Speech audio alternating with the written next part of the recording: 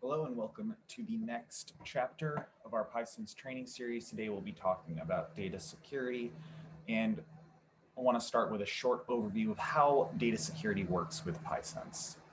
So data security is applied to Elasticubes. It's applied to the Elasticube object. It's the one that has all the data security methods. If you're using live models or data models, you can use the get Elasticubes endpoint. It will return you data models as well. So there's an elasticube.add data security command, and this requires the table name, the column name, and the data type, which is either going to be text or numeric. And then there are some optional parameters, shares, members, exclusionary, and all members that we'll talk about on the next slide. So shares. Shares is the array of users and groups to share this rule with. And if you set this to none, then you just get the default rule. It creates the rule for everyone else. Members is an array of values to set. So you would give it an array of the values that this person should have access to for their data security. If you leave this to none, what they do is they get a nothing rule, right? Because they have access to no members. There's an exclusionary rule. So if you set this to true, it's an exclusionary rule. If you just leave it blank, by default, they're inclusionary. So exclusionary means that they have access to all the values except these ones. Inclusionary means they only have access to these values and none of the others. There's also the all members. You set this to true to create an everything rule to allow someone to see everything there. And if you set that to true, it overrides whatever is in members. So if you pass in something in members, but you also set all members to true, then it's just going to set them to everything and it's going to ignore that. One final note before we jump into the code on deleting rules. The API only supports the deletion of an entire security rule, as in all the entries for a table column. So delete rule takes in a table and column to delete all the rules for. This is on the Elasticube object. There may be undocumented APIs that allow for more fine-grained deletion of rules, but they are not supported by PySense because they are undocumented.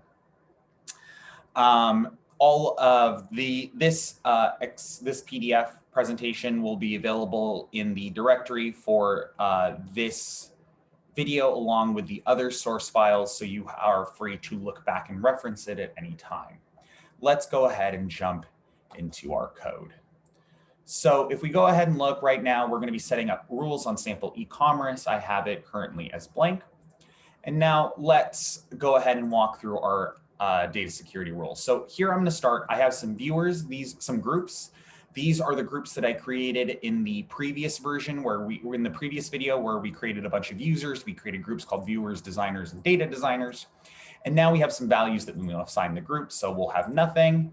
And then we have these pipe delimited values that we actually want to set this to. So we want to set designers to see values 1, 2, and 3.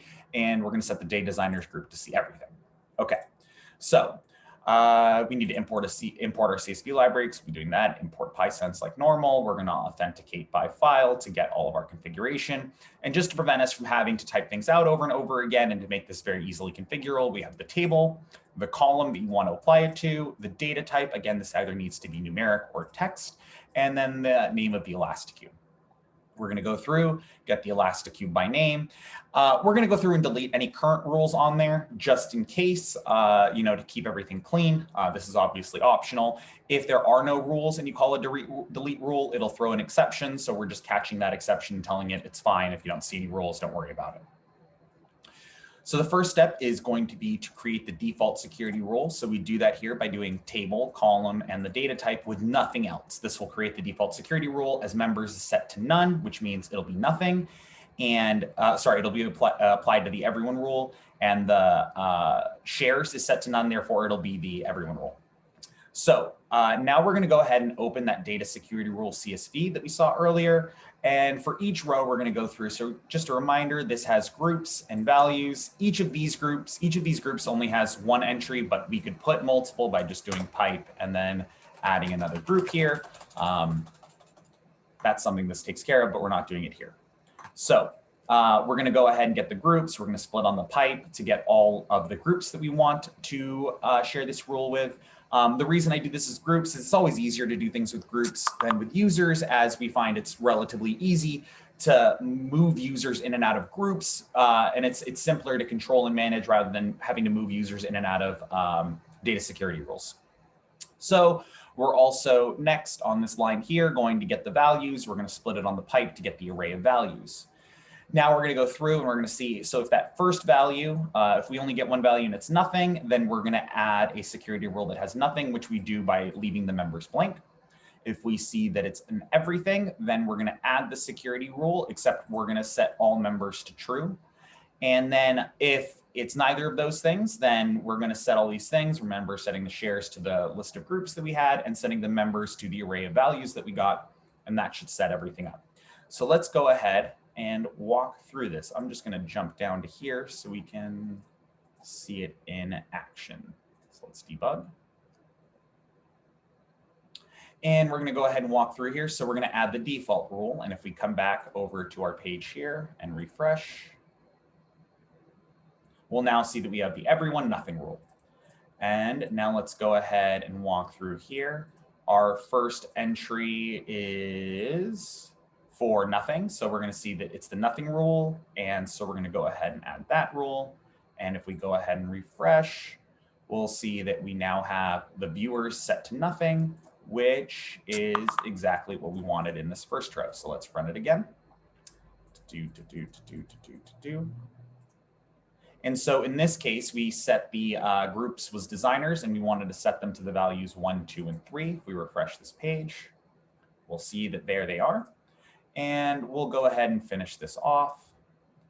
And if we finish looking at this script, we will see that data designers also has access to everything. So you can see this lines up with what we were trying to accomplish here. Viewers can see nothing.